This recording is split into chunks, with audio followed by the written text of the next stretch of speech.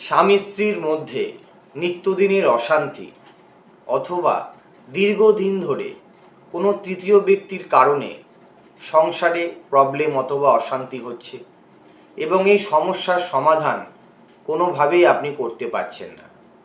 এবং আপনি এই সমস্যার সমাধানটি কিভাবে করবেন, আমার কমেন্ট বক্সে যেই নকশাটি দেওয়া রয়েছে এই নকশাটি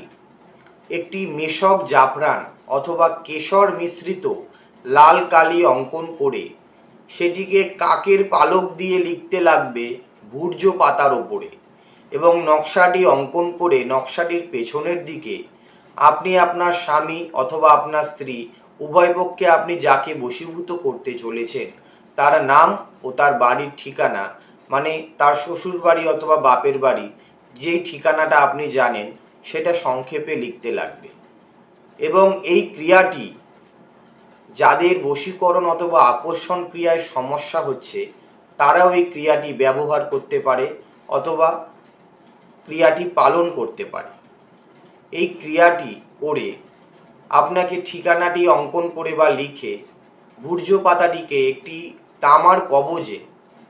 ভরে সেটিকে গালা অথবা মোম দিয়ে আটকে দিয়ে তার মুখটিকে বন্ধ করে দিতে লাগবে এবং সেটিকে একটি সাদা সুতোয় বেঁধে, মোটা দড়ি সাদা সুতো করে সেটিকে বেঁধে তামাটিকে অথবা কবচটিকে একটি বট গাছে ঝুলিয়ে দিয়ে আসবেন শনি অথবা মঙ্গলবার দিন। এই ক্রিয়াটি করে আপনাকে যে কোনো দিন আপনাকে জিনিসটি ঝুলিয়ে দিয়ে আসতে হবে বট গাছের ওপরে। এই ক্রিয়াটি যদি আপনি সম্পূর্ণ করতে পারেন বিগত 7 দিনের মধ্যে আপনার সমস্যার সমাধান হবে।